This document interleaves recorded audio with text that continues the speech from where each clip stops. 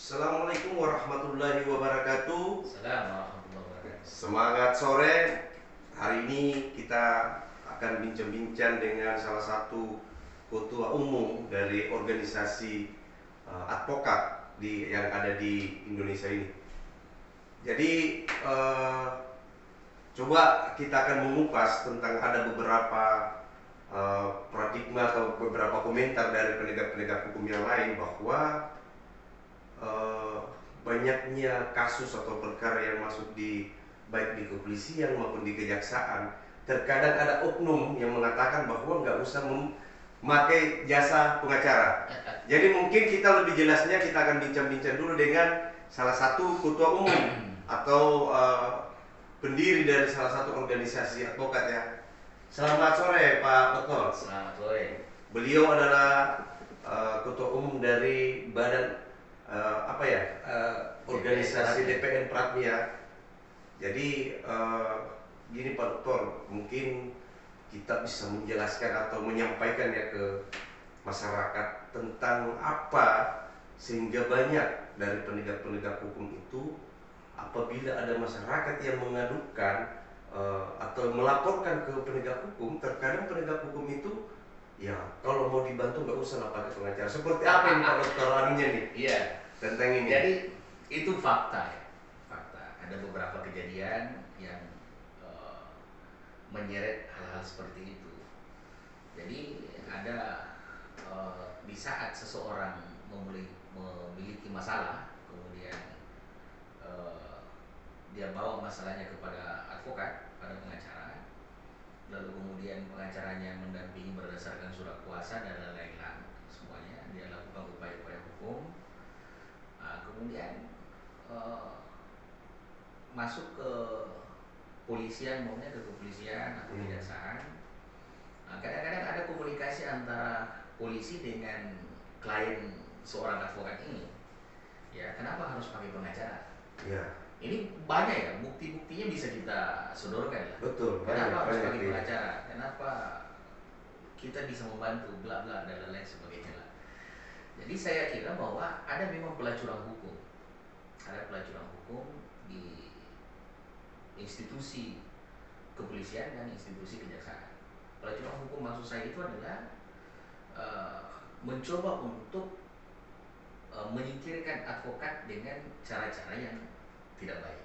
Seperti itu. Yang pertama, kalau melalui pengacara, kenapa uangnya harus berikan ke pengacara, berikan saja ke polisi uangnya. Ini juga ada fakta ini. Saya menyampaikan ini ada bukti, ya. Atau mundur saja, suruh saja mundur pengacaranya, nanti kami membantu. Nah ini semua.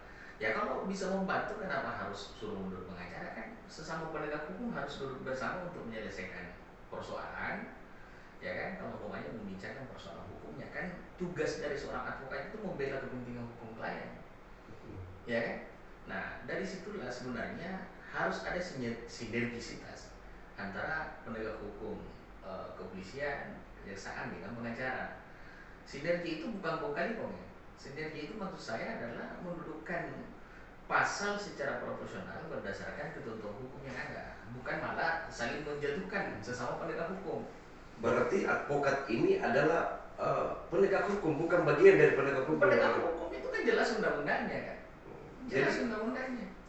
Jadi terkadang hanya oknum ini ya Pak Dokter. Kita berbicara oknum nih, ya, oknum dari institusi kepolisian ya. Terkadang ada masyarakat yang melapor itu oknumnya ini mengatakan ya nggak usah lah pakai jasa seorang pengacara. Padahal pengacara ini adalah bagian dari penegak hukum. Bukan bagian, saya katakan penegak hukum. Penegak hukum. Ya. Sama dengan institusi kepolisian. Ya, sama kepolisian, kejaksaan, pengadilan kan begitu. Jadi kalau bahasa-bahasa seperti ini sebenarnya adalah pelecehan terhadap satu profesi advokat. Nah, kalau itu bisa kita lakukan perlawanan kalau dibuktikan. Cuma kan ya kembali lagi bahwa kita saling harus menghormati, menghargai. Ya, kita juga tahu bagaimana caranya untuk melaporkan polisi ke polisi kan. Betul. Kita juga tahu caranya melaporkan kejaksaan ke komisi kejaksaan. Tahu semuanya kita mah. Semuanya kita bisa paham, tahu terkait persoalan itu. Tapi untuk menjaga marwah. Tapi kalau memang pelanggarannya berat, ya kan, buktinya jelas ya kita bisa melakukan pelaporan. Tapi terkadang banyak masyarakat mungkin karena ada intervensi atau apa dari oknum ini Iya, banyak. sehingga dia nggak mau menyampaikan. Banyak lah, kalau itu bukan lagi rahasia. Oh, seperti Ada itu masuk pidana umpamanya, ya kenapa mesti harus pakai pengacara? Pakai saja, kita polisi ini siap membantu, ya kan, bla bla bla. Masuk di kejaksaan umpamanya, tidak usah pakai pengacara. Kami bisa membantu rentutnya, lapanya lah, semua banyak lah. Ya tentu kalau membantu ya pasti pakai finansial kan. Yes. Ya. Dan kami banyak data-datanya. Nantilah suatu saat kita bongkarlah semua data-data itu. Dan saya sebagai ketua DPN Pratmi itu sudah membentuk tim khusus untuk mengejar hal-hal seperti ini. Ya, DPN Pratmi akan beda dengan organisasi advokat yang lain. Kami marah di saat ada yang menistakan dan ada yang mengecilkan ataupun juga ada orang yang coba untuk merendahkan martabat dan harkat martabatnya seorang advokat. Kami marah. Kenapa kami marah? Loh, apa bedanya pakaian kami dengan jaksa kan? Ya kan? Mereka digaji negara menjalankan tugas kenegaraan. Kami juga disumpah, di bawah sumpah juga di pengadilan tinggi. Makanya kami juga penegak hukum, bukan bagian penegak hukum lagi. Nah kalau itu terjadi, ya kan? Saya kan ada peristiwa beberapa bulan yang lalu kan, ada seorang pengacara datang ke polisi, lempar di mukanya polisi uang 50 sampai terhambur kemana-mana karena itu. Ya, pengacara melakukan pembelaan, pengacara menjalankan tugas berdasarkan surat kuasa, polisinya masuk bicara dengan klien agar supaya kasusnya tidak usah didampingi pengacara, bisa ini bla bla, minta saja uangnya sama pengacara dan lain sebagainya. Nah kalau itu terjadi, itu kan sebenarnya merendahkan harkat dan martabat seorang advokat. Anehnya lagi, banyak teman-teman pengacara yang merasa nyaman dengan hal itu. Kalau kami risih, DPN Pratmi membentuk tim khusus. Kalau ada polisi mengatakan itu, ada jaksa yang mengatakan itu, ada hakim mengatakan itu, kami lakukan perlawanan. Ya, semua tidak boleh lah. Apa mereka mau juga kalau kami mengatakan tidak usah, jaksa ini tidak usah bicara hukum, bicara uang saja, kan pasti mereka tidak mau kan? Apa mereka juga mau polisi? Tidak usah lah, kalau polisi itu cuma uang saja. Apa mereka mau juga, kan tidak bagus. Nah, kita saling menjaga marwah. Ya kan, institusi kepolisian dijaga, institusi kejaksaan dijaga, kami juga profesi advokat harus dijaga. Ya kan, itu. Nah, akhirnya apa?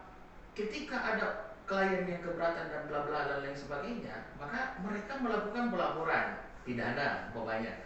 Pengacara menjalankan tugas kan tidak bisa secara undang-undang, tidak boleh dipidana dan tidak boleh diperdatakan dalam menjalankan surat tugas, surat kuasa. Itu sudah diatur ya? Itu sudah diatur, undang-undangnya juga jelas kok. Baik Pak Dokter, kita semakin hangat perbincangan kita dengan Ketua Umum DPN Pratmi ya. Kita kembali dulu ke Bidik Kestin dan kita akan mengupas lebih jauh tim khusus apa yang telah dibentuk oleh DPN Pratmi untuk menjaga hal-hal yang seperti apa yang disampaikan oleh Pak Ketua Umum DPN Pratmi. Kita kembali ke Bidik Kestin.